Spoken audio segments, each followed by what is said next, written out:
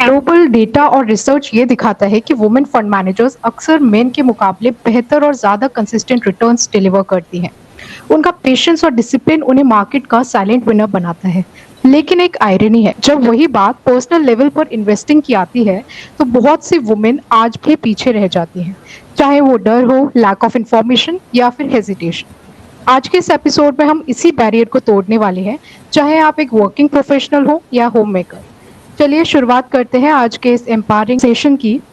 आज हमारे साथ जुड़े हैं, प्लीज वेलकम श्वेता मैम। नमस्कार ma'am, welcome to the Yes, podcast. thank you so much. Financial journey जो हमने देखा है, मेन के मुकाबले जो वुमेन्स है वो एक्स्ट्रा रिटर्न्स डिलीवर करती हैं, बट फिर भी कहीं ना कहीं एक लैक दिखता है। तो इसके पीछे का क्या मेन रीजन है? Um, this is a very good question. इसमें वुमेन्स का लैक क्या होता है जो मुझे समझ में आता है, इट्स हमारी upbringing right from the childhood in the specially in the Indian scenario. It is being found कि ये मेल डोमेन है, पैसे को कौन हैंडल करेगा, पापा, ब्रदर, हस्बैंड। सो ये उनका फोर्टे है। दो स्टिल थिंग्स हैड चेंज, इतना बदल गया है आज का जमाना इतने पिछले सालों से। The journey which I had seen from my grandmother, मेरी मम्मा, और to me the things had change. We are working, अभी हम अर्न कर रहे हैं, चीजें कर रहे हैं, बट कहीं ना कहीं वो कॉन्शियसली और अनकॉन्शियसली वो दिमाग में बैठा हुआ है कि शायद हम अच्छा मैनेज नहीं कर सकते, दो वी मैनेज एवरीथिंग। अगर हम वुमेन्स को दो कैटेगरी में डिवाइड करते हैं, एक है जो वर्किंग है और दूसरी हमारी होम मेकर्स, तो क्या एक राइट, हाउसवाइफ भी फाइनेंशियली इंडिपेंडेंट हो सकती है बिना एक्टिव बिल्कुल इनकम हो के? सकती वो है, yes, बिल्कुल हो सकती है। सिर्फ समझने की जरूरत क्या है यहाँ पे कि पैसे को हम सब जानते हैं, राइट। हम जो, अगर मैं दोनों कैटेगरी की बात करती हूँ, जो वर्किंग वुमेन है तो वो तो ऑफ कोर्स अर्न कर रही है, एक सैलरी आ रही है, स्टिल उनके अंदर एक हिच है कि सैलरी स्लिप कैसे पढ़ा जाता है या टैक्सेशन कैसे देते हैं।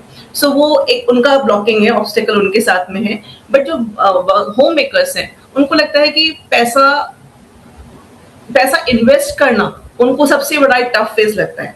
सो वहां पे क्या होता है, आप पूरा घर मैनेज कर रहे हैं, राइट फ्रॉम द ग्रोसरी, बच्चों का एडमिशंस, आपके बिल, सारे एवरीथिंग आप मैनेज कर रहे हैं। सिर्फ अवेयरनेस क्या होनी चाहिए कि आपको ये पता होना चाहिए, आप ऑफ कोर्स अपना खुद का एक अच्छा सा एक पोर्टफोलियो क्रिएट कर सकती हैं, जहाँ पे आप अगर स्टेप बाय स्टेप करेंगे, so things becomes much more clear, right. जैसे कि आपको पता होना चाहिए आपकी इनकम कितना है, आपके एक्सपेंसेस कितने हैं, सबसे बेसिक पिलर्स।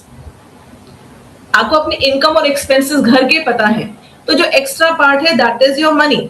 आप उस पैसे को आप सेव करेंगे या आप इन्वेस्ट करेंगे, ठीक। तो वहां तक की जर्नी तो हम सब करते हैं। आपने अर्न किया, आपने स्पेंड किया, आपने कुछ पैसा बचाया। अब उस पैसे को बचाने के बाद आप जो उस पैसे के साथ में करते हैं, वो वहां पे आपका एक पोर्टफोलियो डिजाइन करता है, आपका पैसा ग्रो करा के देता है। That is being called as the investment. और जब इन्वेस्टमेंट करते हैं, वो भी दो तरह के होते हैं, या तो आप उनको एसेट्स में बनाते हैं या आप लाइबिलिटीज लेते हैं, ठीक है। अभी एक्स्ट्रा पैसा बचा है तो पीपल गेट टेम्प्ट कि अच्छा नहीं, ठीक है, फीमेल्स स्पेशली, हम घर ले लेते हैं या गाड़ी बड़ी कर लेते हैं, हम घर रेनोवेट कर लेते हैं। सो वहां से आपको क्लैरिटी होनी चाहिए कि आपकी ये जरूरत है कि आपकी ये वांट है, need and want. So as being a female, आपको चीजें पता है, ऑलरेडी पता है कि ये यहाँ पे मुझे और बेनिफिट करके जाएगा या मेरे पैसे को हैम्पर करेगा। सो आपको अपना पैसा ग्रो करना है, बड़ा करना है, या फिर आपको ठीक है, एक बेसिक मेरे पास इतनी चीजें हैं, इतना होता है ना वुमेन्स का, much more attachment to their wallet and to their purse.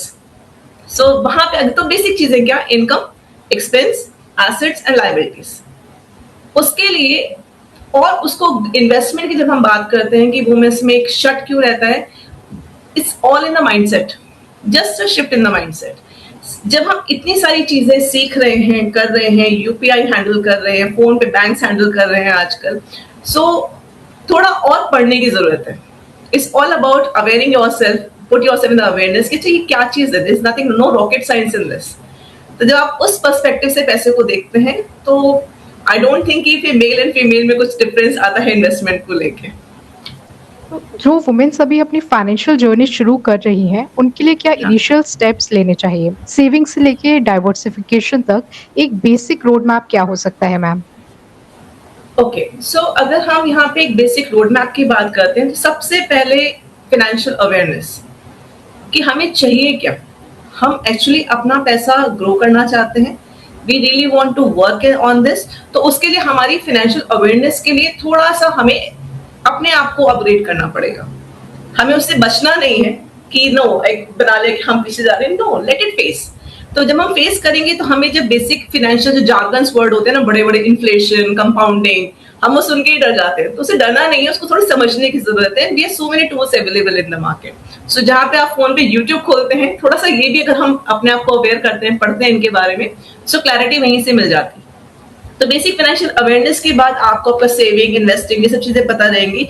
उसके बाद आपका जो इंपॉर्टेंट थिंग होना चाहिए, वो हम हर फीमेल करते हैं, सिर्फ फाइनेंशियल फील्ड में हम नाम अलग दे देते हैं, इमरजेंसी फंड, राइट। आपके दादी नानी सबके पास में एक गुल्लक मिल जाएगी कि जो उन्होंने पैसे बचा के रखे होंगे कि अच्छा हाँ टफ टाइम आएगा तो हम यहाँ पे आपको दे सकते हैं, तो वो आज भी है। बट डिफरेंस क्या आया है, अगर आप उस इमरजेंसी फंड को बजाय अपने कबर्ड में रखने के, अपने वॉलेट में रखने के, आप उसको इन्वेस्ट करें। बैंक हम जाते हैं, पोस्ट ऑफिस जाते हैं, सो वो पैसा कुछ इंटरेस्ट देके जाएगा एक्स्ट्रा। सो वो उस एक्स्ट्रा अर्न करने के लिए you need to just go to the bank और the post office and to say कि इसमें कितना मुझे एक्स्ट्रा मिल जाएगा। तो आपका इमरजेंसी फंड आपको बजाय सिमिलर स्टैग्नेंट वे में पावर ऑफ मनी कम करने के बजाय आपको वो थोड़ा ग्रो करके देगा। सो पहले हमने बात की बेसिक हमें पता होना चाहिए इन्वेस्टमेंट सेविंग के बारे में, उस मनी को देन आपका इमरजेंसी फंड होना चाहिए, आपका इंश्योरेंस इन प्लेस होना चाहिए। इन्वेस्टमेंट से पहले इंश्योरेंस, हम सोचते हैं कि अरे हम प्रीमियम दे रहे हैं, कुछ नहीं हुआ, 2 साल 3 साल दिया से, नो, दिस इज जस्ट, चीजें नहीं होती good, but when the things happen तो बहुत बड़ा आपको आपके सेविंग्स पे, आपके इन्वेस्टमेंट बहुत डेंट देके जाते हैं। So being a female, this is the responsibility कि हम अपने को इंश्योर करें ताकि हमारी वजह से कुछ एक ऐसे इफेक्ट नहीं आए, फाइनेंशियल इम्पैक्ट पे नहीं फर्क पड़े। उसके बाद आपकी गोल सेटिंग बहुत इंपॉर्टेंट होनी चाहिए। हम लाइफ जीते हैं, चीजें आती जाती हैं, हम करते जाते हैं, ठीक है। बच्चे बड़े हो रहे हैं तो कोचिंग भी आएगी, ट्यूशंस भी आएंगे, उनके बड़े कॉलेजेस भी आएंगे। So we will just leave all this thing to men. Admission अच्छा वो देखेंगे, बात किससे करनी, काउंसलर से वो करेंगे, no, we can plan it out. तो जब हम गोल डिफाइन करते हैं, हम कहते हैं हम होम में करें, no, it's up to us कि जैसे जब हम अपना एक प्लान आउट बनाते हैं तो उसमें गोल इज वेरी इंपॉर्टेंट कि आपकी लाइफ की जर्नी में आपके कहाँ पे कितना अमाउंट लगेगा। तो उसके हिसाब से जब आप चीजें क्लैरिटी होती है कि मुझे यहाँ पे इतना लगना है, so start working on that, तो वहां से चीजें हो जाती हैं। उसके बाद आपका छोटा ही इन्वेस्ट करिए, अपना खुद का एक अकाउंट होना चाहिए। अब वो अकाउंट आपका पर्सनल बहुत सारी किटी को मैनेज करता है। So every women should have their own personal account जहां पे वो पैसा इन्वेस्ट करें, दैट इज देयर लर्निंग। उनका रिटायरमेंट के लिए इकट्ठा हो रहा है, उनका पर्सनल फंड है। अब वो वहां पे छोटी छोटी चीजें जो हम घर में बहुत चीजें बचा सकते हैं, अगर हम एक प्लानिंग बना लेंगे, हमें हर महीने ऑटो डेबिट जा ही रहा है, आपके मंथली बजट से आपने 500 रुपीज निकाले and keep it aside, so good amount of money is being collected month के आखिरी में, और आप उसके SIP कर सकते हैं, तो वो आपका फंड है। अब वो आपका इमरजेंसी फंड के फॉर्म में भी यूज कर सकते हैं, आपका वो रिटायरमेंट कॉर्पस के फॉर्म में एड ऑन हो सकता है, आपकी पर्सनल कुछ भी आपको अपस्किल करना है, अपग्रेड करना है, so that's your money. So your money से आपकी इमोशनल सिक्योरिटी बड़ी बनती है and you feel very confident कि this much amount I am having being a home maker. And diversification is being said कि women are being more tempt to gold, उनका जो क्या कहते हैं प्यार है सोने की तरफ बहुत ज्यादा होता है। सो एक कोशिश ये करें कि जो भी आपके इन्वेस्टमेंट्स हैं उसको वेल डाइवर्सिफाइड रखें। डाइवर्सिफाइड एक अगेन बहुत बड़ा जार्गन वर्ड लगता है, डाइवर्सिफिकेशन तो बड़े बैंकर्स करते हैं, ऐसा कुछ नहीं है। सेफ में रखें, FD में रखें, आपका लिक्विड फंड्स में रखें, आपका छोटा रियल एस्टेट भी हो गया, आपका थोड़ा गोल्ड भी हो गया, डिजिटल गोल्ड भी हो गया, नॉट डिजिटल गोल्ड, दो दे आर डिफरेंट वन, आप गोल्ड ETF में कर सकते हैं। सो आप अपने जब चीजें अलग अलग रखते हैं तो इम्पैक्ट इजियर, बहुत हैवी नहीं आता है। सो आप आराम से चीजें as per their requirement and गोल आपको फुलफिल होती है। एंड अपने जो भी इन्वेस्टमेंट है थोड़ा रिव्यू करते रहे। सो रोड मैप की अगर हम बात करते हैं तो सिंपल मेरे हिसाब से, अगर बहुत कॉम्प्लिकेटेड नहीं रखते हैं, बहुत सीधा रखते हैं, इतनी इनकम आई, इतना मेरा खर्चा हुआ, एंड यहाँ से मैंने ये मेरे इन्वेस्टमेंट्स आए, इस वजह से मैंने आपको प्रोटेक्ट करके रखा हुआ है, I M insured and I am just putting my plan in place. मेरे गोल्स बहुत क्लियर है, किस गोल में कितना पैसा कब लगना है, I M clear with that and मैं रिव्यू कर रही हूँ। So if anyone follow these simple steps, so of course the पैसा बढ़ेगा ही, ग्रो ही करता है, and that will give you the confidence. आपने 3 चीज़ों की बात करी, gold, insurance and emergency fund. तो सबसे Right. पहले मैं गोल्ड की बात करना चाहूँगी कि जो इंडियन वुमेन्स है, उनका एक इमोशनल कनेक्ट होता है गोल्ड से और बिल्कुल। अक्सर वो इन्वेस्टमेंट्स के नाम पर गोल्ड ज्वेलरी ले लेती है। लेकिन हाँ। क्या ये गोल्ड ज्वेलरी लेना इफ़ेक्टिव है, इम्पोर्टेंट है या उसकी जगह digital gold, sovereign gold bonds या ईटीएफ्स में इन्वेस्ट करना एक बेटर चॉइस रहेगी?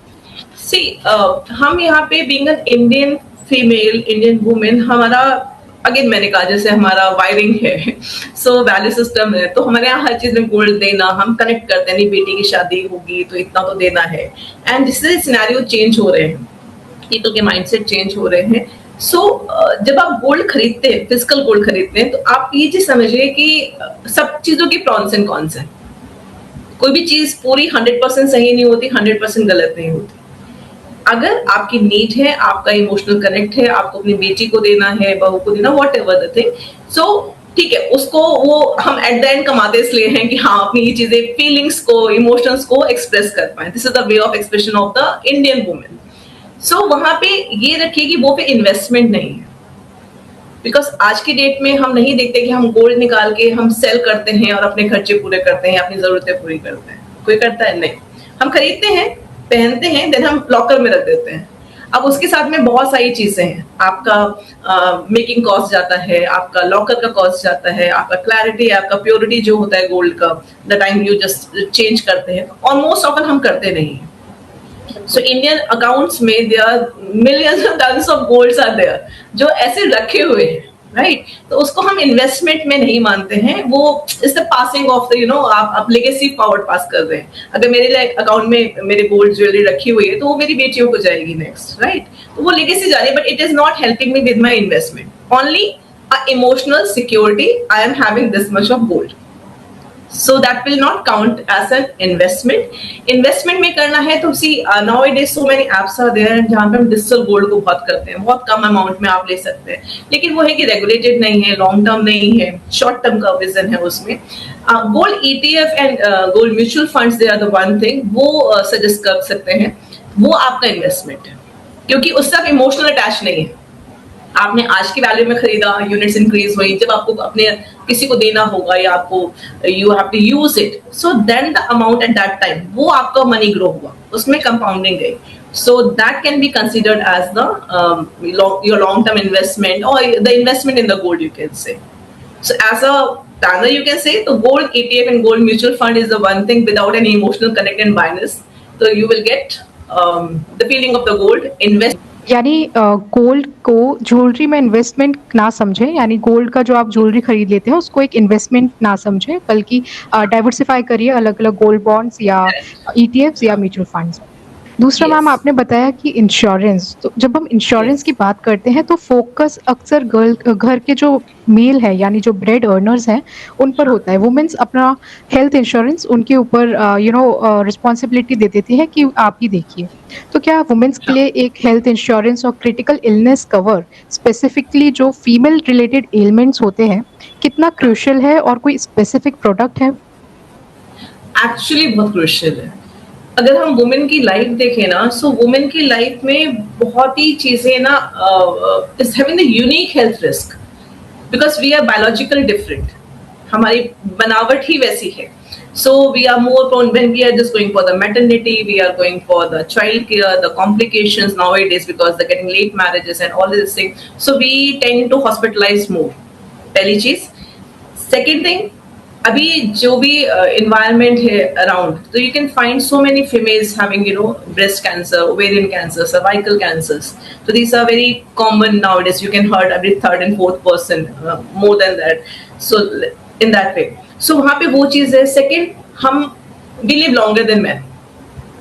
तो जहाँ पे आपका एज टेन्योर, लाइफ एक्सपेक्टेंसी आपके मेल पार्टनर से ज्यादा है, सो उस टाइम पे लेटेस्ट स्टेज में again the medical cost will be more, you require more of, you know, on the health part, and जो क्लेम्स भी आते हैं वो वुमेन्स के ज्यादा आते हैं, सो हम लोग क्या करते हैं, फैमिली कहती है कि as a family if you sit together तो हमारा हेल्थ इंश्योरेंस है, कितना है 5 to 10 लाख होगा, एंड फैमिली फ्लोटर है या चीजें हैं एंड कवर.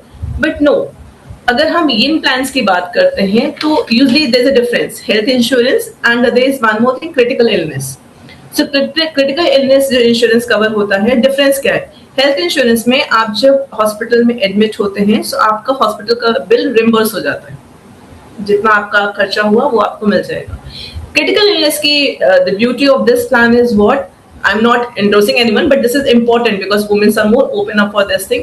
So यहाँ पे आपका क्या होता है कि the moment you being diagnosed with any of the critical illness cover in the plan, a lump sum amount is being transferred to your account.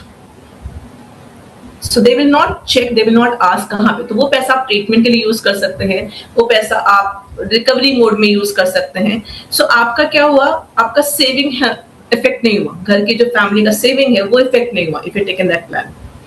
So ideally, if I say for the woman, there should be a kit. Basic strategy of insurance should be what? एक आपका basic insurance plan होना चाहिए, 5 to 10 lakh आप करते हैं, municipal आपका premium जो भी आते हैं 20-25,000 पर ईयर. उसके साथ में you add a top up plan. और टॉप अप प्लान क्या करता है, बहुत कम प्रीमियम पे आपको बड़ा 99 लाख तक का आपको इंश्योरेंस कवर दे देता है. That is the hospitalisation one. उसके अलावा just take one more plan of the critical illness. So critical illness भी आपको कवर करता है for all this things. So in a combo you have the health insurance with top up with critical illness, so your everything is being sorted. So women की health risk को ignore करना is just like पूरी family के financial plan को effect करना जैसा होता है, and one should not take it for granted. और उससे भी ज्यादा क्या होता है ना, अगर if the insurance is not in place and if any female is being diagnosed with, rather than the बीमारी से ज्यादा उसको इतना दिल पे लगता है कि मेरी वजह से सब इफेक्ट हो रहे हैं, physically, emotionally and financially. So that's why it's very important. आपने इमरजेंसी फंड की भी बात करी थी, तो क्या वुमेन्स के लिए कोई अलग इमरजेंसी फंड, यानी एक रेगुलर इमरजेंसी फंड होता है जो 3 से 6 महीने के एक्सपेंसेस को हम कंसीडर करते हैं, तो क्या वुमेन्स के लिए कोई अलग एक डेडिकेटेड इमरजेंसी फंड होना चाहिए? I'm not naming it as an emergency fund. A fund should be there for the women. अब उसके लिए I will suggest see emergency fund हम क्यों लेते हैं? At the time of need. So अगर सोलो वुमेन है या फैमिली है, so हमारे जब कुछ टफ टाइम आए, सिचुएशंस सही नहीं हो रिगार्डिंग एनीथिंग, इधर हेल्थ हो गया, रिलेशनशिप हो गया, चाइल्ड केयर हो गया, एल्डर केयर हो गया, तो हम यहाँ पे ब्रेक लेते हैं, कैरियर ब्रेक लेते हैं. ठीक है. सो इस सब की वजह से क्या होता है, हमारा कॉर्पस जो हम फ्यूचर कॉर्पस की बात करते हैं, जो हम कमा रहे होते हैं, वो इफेक्ट होता है. इन सब में अगर आपने एक प्रोविजन बनाया, बिकॉज एज अ फीमेल हमारे अपने भी कुछ एक्सपेंसेस होते हैं, राइट. आपकी स्किल्स हो गई, मे बी आपको ट्रेनर चाहिए, योगा के लिए चाहिए, आपके पर्सनल आपके ग्रूमिंग के लिए चाहिए होता है. So we need some amount of thing. ये emergency, that's why I say एक फंड होना बहुत जरूरी है, क्योंकि when the women do all this thing she feel happy and the happiness reflect in the family. So emergency fund अगर हम बात करते हैं मेल के लिए, यूजुअली हम बोलते हैं 3 to 6 मंथ का, हम 9 to 12 मंथ्स का भी कर सकते हैं यहाँ. और करने के लिए इम्पोर्टेंट क्या है, उस फंड में the women should have her own account. उस अकाउंट में उसको पता है कि ये मेरा अकाउंट है. जब वो मेरा जुड़ता है ना, तो उसमें आप थोड़े कॉन्शियस हो जाते हैं, आप उसमें और जो भी थोड़ा बहुत कहीं आप एक्स्ट्रा खर्च भी कर रहे होते हैं, देन बिकम कॉन्शियस कि नहीं. और उस अकाउंट में आप रिलीजियसली एक ऑटो ट्रांसफर मोड डाल लीजिए कि जितना भी मेरे से है, I am just put it in this account. So that is a need. So वहां से जब आपका ये, and over the period of time women do not have the habit of stopping and getting the money back, this is keep on investing. तो वो आपका दोनों form में काम करता है, आपका इमरजेंसी फंड के फॉर्म में भी काम करता है, एंड और आपका पर्सनल आपका है, and that gives you a certain amount of confidence कि ये मेरा पैसा है. वो कहते हैं ना, हस्बैंड वाइफ भी कहता है, your money is my money, my money is my money. So यहाँ पे वो फीलिंग आती है कि this money belongs to me, and of course वो कहाँ पे कितना बड़ा कॉर्पस बन जाएगा, you will not realise now. But slowly and gradually if you have your account, you are dedicatedly, आप हर महीने उसमें कुछ ऑटो ट्रांसफर कर रहे हैं, और वो पैसा हमने ऐसे इन्वेस्टमेंट में डाला है जहां पे आप सिंपल, जब वो कुछ भी समझ में नहीं आ रहा है, लिक्विड फंड में डाला, सेविंग अकाउंट में डाला, कुछ इंटरेस्ट मिल रहा है एंड आपका वो पैसा ग्रो करेगा। सो वो अमाउंट आप 9 से 12 महीने के लिए भी, 1 साल तक के लिए भी रखिए, या आप उसको कंटिन्यू भी करें। So that's why emergency fund और personal fund is the same for women's. So home makers को इमरजेंसी फंड के फॉर्म में भी यूज कर सकते हैं। आपने करियर ब्रेक्स की बात करी। अक्सर देखा गया है कि मैरिज, चाइल्ड बर्थ या फैमिली केयर की वजह से वुमेन्स को करियर ब्रेक लेना पड़ता है। तो इस गैप का उनकी लॉन्ग टर्म वेल्थ पे क्या इफेक्ट पड़ता है रिटायरमेंट कॉर्पस पर, और इसको वो कैसे मिटिगेट करें? So these are for the females who are working, जो काम कर रही हैं। तो जब हम कैरियर ब्रेक की बात करते हैं ना, तो प्रॉब्लम क्या होती है, सबसे बड़ी प्रॉब्लम, बिकॉज हमारी लाइफ इतनी अनप्रिडिक्टेबल फॉर्म में, इतने इंटरप्शंस आते हैं, लाइक यू हैव सेड कि चाइल्ड बर्थ है, चाइल्ड केयर है, इमरजेंसी है, आपका कुछ फैमिली में एल्डर केयर हो गया, आपकी शादी हुई, आपका सिटी चेंज हुआ, so there so many things. तो women's are being uprooted and again rooted again somewhere else, तो वो चीजें वहां पे आती हैं। सो वहां से सबसे बड़ा इम्पैक्ट जो मुझे लगता है वो ये होता है कि द मोमेंट आपकी इनकम रुकती है, आप इन्वेस्टमेंट स्टॉप कर देते हो, राइट? बहुत होता है कि अगर हमारी इनकम रुकती है, सबसे पहले हम अपना इन्वेस्टमेंट स्टॉप कर देते हैं, नहीं अभी तो नहीं है, अभी तो इतने में करना है, या बाद में शुरू करेंगे। वहां से सबसे बड़ा जो फाइनेंशियल इम्पैक्ट आता है वो आता है कंपाउंडिंग का, जो है कंपाउंडिंग लॉस। तो फ्यूचर इम्पैक्ट उस पर आता है। सपोज आपने 5 इयर्स का गैप लिया, उस 5 इयर्स के गैप में आपका फ्यूचर कॉर्पस में लैक्स एंड करोड़ तक का भी गैप आ सकता है, रिड्यूस हो सकता है। सिंपल, अगर आप कितने की भी छोटी सी एसआईपी कर रहे हैं, यू नो कि how the power of compounding work. तो पावर ऑफ कंपाउंडिंग जो हम यहाँ पे, ये भी अगेन एक जार्गन वर्ड है। तो जब आप पैसा निवेश करते हैं, तो वो जितने साल तक आप रखते हैं, कंटिन्यू रखते हैं, वो पैसा एक्सपोनेंशियल मींस पावर में ग्रो करता है। तो इसके लिए कोशिश ये करनी चाहिए कि अगर आपका कैरियर ब्रेक हुआ भी है तो छोटा ही सही इन्वेस्टमेंट करते रहना चाहिए, तो कंपाउंडिंग कंसिस्टेंट रहती है। सेकंड हम बात करते हैं, जैसे हमने कैरियर ब्रेक लिया तो एक ने आपने इनकम स्टॉप हुई, आपने इन्वेस्टमेंट स्टॉप किया। सेकंड, आपका पीएफ एंड ईएफ में कंट्रीब्यूशन, ईपीएफ में कंट्रीब्यूशन रुक जाता है। आपका एनपीएस से रिटायरमेंट फंड जो भी आपने ले रखे हैं, टैक्सेशन पर्पज से ले रखे हैं, उसमें आपका कंट्रीब्यूशन स्टॉप हो जाता है। सो क्या होगा, आपका रिटायरमेंट कॉर्पस का साइज क्या हो जाएगा, छोटा हो जाएगा। एज अ वुमेन हम जैसे ज्यादा लिव लॉन्गर देन मेन करते हैं, एक्सपेक्टेंसी हमारी ज्यादा है। सो वो पीरियड में अगर रिटायरमेंट कॉर्पस कम होगा तो that will also effect, because over the period में इन्फ्लेशन बढ़ेगा, महंगाई इधर बढ़ेगी, तो वो पैसा सफाइस इनफ नहीं रहेगा। और थर्ड, जब हम इस गैप के बाद जब हम वापस कैरियर में आते हैं, whatever जिस सीजन से हमने ये ब्रेक लिए हैं और हम इससे वापस आते हैं, सो वहां पे इश्यू क्या आता है कि हमें सेम सैलरी पे ज्वाइनिंग नहीं होता है ना। तो जो मार्केट में चल रही होती है तो उसमें बहुत सारे इश्यूज होते हैं कि आपने अपने को अपग्रेड नहीं किया, स्किल्स चेंज हो गए, न्यू स्किल्स रिक्वायर्ड हो गए हैं। सो आपने जब गैप लिया है, सो वो सैलरी पे आपका नहीं होता है, तो फाइनेंशियल इम्पैक्ट आपका लॉन्ग टर्म अर्निंग पोटेंशियल पे आता है, या आपकी सेविंग कैपेसिटी ऑफ कोर्स कम हो जाएगी। तो कैरियर ब्रेक का फाइनेंशियल इम्पैक्ट बहुत ज्यादा है। सो अब ये तो नहीं कि कैरियर ब्रेक नहीं अवॉइड नहीं कर सकते, this is the need of an, because हमारी वुमेन्स के, हमारे लाइफ के फेजेस ही ऐसे होते हैं कि हमें इन सब की चीजों के चलते हमें ये लेना होता है। सो नथिंग टू डिसहार्टन, कुछ वो वाली बात है, इसको थोड़ा सा हम प्लान आउट कर सकते हैं। जैसे यहाँ पे जो एक फीमेल में एक अप्रोच जो होना चाहिए वो ये होना चाहिए, rather than to stop everything, take a pause in the sense कि आप बहुत बड़ा जो आप कभी इन्वेस्टमेंट करते नहीं, बट छोटा ही ये कंसिस्टेंट रखिए, एक कुछ छोटे एसआईपी ही चलती रहे, छोटा छोटा अमाउंट भी कितना हो जाएगा यू नेवर नो। सेकेंड, अगर हम बात करें यहाँ पे, तो अपना एक पर्सनल फंड, जैसे हमने पहले ही बात की, उसको आप रिटायरमेंट फंड बोलिए, पर्सनल फंड बोलिए, इमरजेंसी फंड बोलिए, सो वो होना बहुत जरूरी होता है। वो आपको सपोर्ट देता है एक्चुअली। एक आपका सेपरेट अकाउंट में जब करते हैं तो हर चीज पे आपको स्पाउस की फाइनेंशियल प्लानिंग पे डिपेंड रहने की उतनी जरूरत नहीं होती है, so you able to manage that. And third, जो भी चीज कर रहे हैं, add on, because you are capable, you had taken the break because आपने कुछ सिनेरियोस ऐसे थे, इसकी वजह से ब्रेक लिया। लेकिन what you can do, you can upskill yourself. What you can do some freelancing project. You can do, some extra, जहाँ पे पैसे कम मिलेंगे उसमें the quantity will be less, लेकिन कंसिस्टेंसी बनी रहेगी.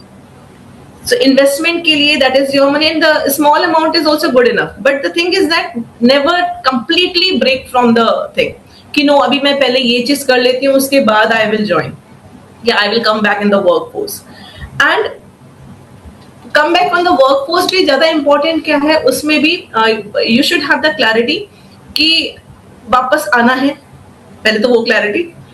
मेरा ये गैप जो मैंने कैरियर ब्रेक लिया ये कितने टेन्योर का है, कितने समय के लिए है, वहां से मुझे वापस री एंटर करने में क्या क्या चीजें लगेंगी, एंड मोस्ट इंपॉर्टेंटली उस टाइम पे कौन से स्किल्स रेलेवेंट रहेंगी. तो अपने आप को financially as well as skill wise you have to update.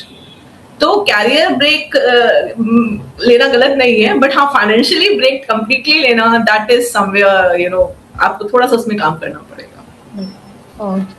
हमने यानी एक डेटा के मुताबिक वुमेन की जो एवरेज लाइफ एक्सपेक्टेंसी है वो मेन से ज़्यादा होती है. तो इसका मतलब क्या उनका रिटायरमेंट कॉर्पस भी ज़्यादा होना चाहिए जिससे कि वो ज़्यादा सालों तक चले. तो ये जो लॉन्गेटिविटी का रिस्क है इसको टैकल करने के लिए किस तरह का प्लान कर सकती हैं या कोई स्ट्रैटेजी फॉलो करनी चाहिए? देखिए लाइफ लॉन्ग हमारी जो एक्सपेक्टेंसी की बात करते हैं फीमेल्स की 5 to 7 years मेल से ज़्यादा ही होती है. और अगर हम कुछ फाइनेंशियल प्लानर्स की बात करें, CFP फाइनेंशियल प्लान की बात करते हैं, उसमें भी ये सिखाया जाता है, बताया जाता है कि कभी भी एज अ कपल अगर आप फाइनेंशियल प्लान कोई बना रहे हैं so take the life expectancy of the female कि आपके बाद फीमेल वहां तक है तो उसको कितना खर्चा लगेगा उस टाइम पे. तो फर्स्ट एंड फोरमोस्ट थिंग यहाँ पे क्या चीजें हैं कि ये चीज तो आपकी कैरियर ब्रेक की वजह से रिटायरमेंट कॉर्पस पे भी इफेक्ट आएगा. 5 साल लॉन्ग जी रहे हैं, इंश्योरेंस भी इफेक्ट होगा, ठीक है, आपको हेल्थ मेडिकल कॉस्ट ज्यादा लगेगी टुवर्ड्स द एंड, ये सब चीजें रहेंगी. सो फर्स्ट थिंग जो इसको कम करने के लिए हम क्या कर सकते हैं as a family, as a couple, as a individual, look for the higher life expectancy कि मुझे वहां तक मेरे रिटायरमेंट के बाद से मुझे एक पर्टिकुलर हर मंथ इतनी नीड रहेगी. So that is being called as a planning. जब हमने goal planning की बात की. In India, people they don't talk much about the retirement planning. That is very important because that is the only thing जिसके लिए आपको loan नहीं मिलता है. आपको चाइल्ड के एजुकेशन के लिए लोन मिल जाएगा, पर्सनल लोन मिल जाएगा, सब कुछ मिल जाएगा, लेकिन रिटायरमेंट प्लान के लिए लोन नहीं मिलता है. So वो आपको you have to work on yourself. आप लाइफ में 30 years कमाते हैं and 60 के बाद next 30 years आपको उसी पे सर्वाइव करना है along with the inflation. So retirement is very important. ठीक है, खर्चे कुछ कम होते हैं बट दूसरे खर्चे बढ़ जाते हैं. बच्चों के खर्चे कम होंगे बट आपकी हेल्थ को लेके, चीजों को लेके, ये सब चीजें बढ़ती हैं. एंड यू बिकॉज 60 के बाद एकदम से कोई एकदम बुढ़ा नहीं हो जाता है. They want to enjoy their life, they want to go for the hobby, trekking, learn something, but इन सब में पैसा लगता है. So what I want to say, your goal should be clear and start early at either the small amount. Start early investing for the particular this fund, either the male or the female. So as a family कर रहे हैं तो भी ठीक है, but as a for a female, जैसे हमने वो पर्सनल फंड की बात की थी, let that money be grow. That can be used, आपके रिटायरमेंट के लिए यूज हो सकता है. So, जितना जल्दी आप शुरुआत करते हैं उतना ज्यादा आपका इन्वेस्टमेंट रहता है. सेकेंड चीज हमें ये समझने की जरूरत है कि महंगाई बढ़ेगी. आज अगर आपका एक ब्रेड का पैकेट 50 रुपीज का आता है तो रिटायरमेंट में वो 500 भी हो सकता है. You never know how the inflation grows. So वो कंसीडर करके हमें अपने इन्वेस्टमेंट, जहां पे हमने डाइवर्सिफिकेशन की बात की थी, सो वहां पे हमें ये देखना पड़ेगा कि हमें ऐसे इन्वेस्टमेंट ऑप्शंस चूज करने चाहिए जहां पे हमारा मनी इन्फ्लेशन को बीट करे. अगर हम एफडी की बात करते हैं, सिंपल लिक्विड फंड है, वो 4 या 5 या 6% देता है, राइट. 6 से 7% देगा. सेविंग अकाउंट अगर एफडीज में डालते हैं, सेविंग अकाउंट 4 से 5% देगा, बट हमारा इन्फ्लेशन कितना है, 6 to 7%. तो उसको बीट कर रहा है नहीं. सो हमें वो इन्वेस्टमेंट चूज करने पड़ेंगे जहां पे आपको ज्यादा रिटर्न्स मिले. उसमें भी बहुत रॉकेट साइंस नहीं है, बहुत ऐसे स्टडी करने की जरूरत नहीं है. You have to be understand कि जब हम इन्वेस्टमेंट की बात करते हैं 3 चीजें होती है. इक्विटी होता है, डेट होता है, एंड आपका कमोडिटीज होता है. इक्विटी मींस ग्रोथ, जो कंपनी ग्रो कर रही है आप उसमें इन्वेस्ट करते हैं. डेट जो गवर्नमेंट बेसिस होती है, जहां पे आपको पता है कि इंटरेस्ट कम मिलेगा लेकिन मेरा पैसा बहुत सेफ एंड सिक्योर है because government can give it to me. Commodities, how the things are going. So यहाँ पे जब डाइवर्सिफिकेशन करके रखते हैं तो इक्विटी इज द वन जो आपको ग्रो करके देगा। तो रिटायरमेंट के लिए जब आप रिटायर हो रहे हैं या उससे पहले की बात होती है, तो वहां पे हम एक स्ट्रेटेजी 3 बकेट स्ट्रेटेजी बना के दे सकते हैं।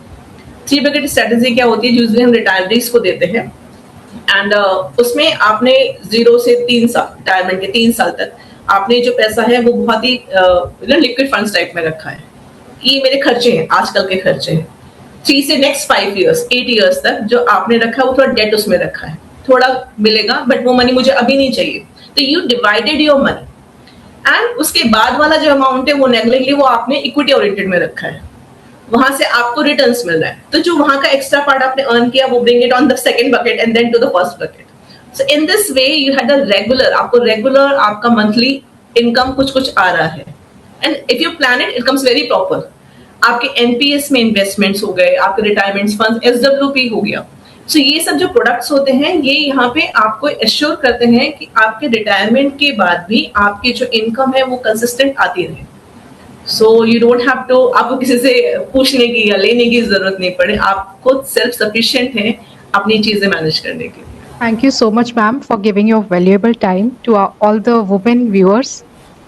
इस टॉपिक पर बहुत ही कम लोग बात करते हैं and काफी कंफ्यूजन भी रहता है वुमेन्स को, तो आपका ये डिस्कशन बहुत ही हेल्पफुल रहा आपके, तो thank you so much for joining ma'am. Thank you Yashvi, thank you.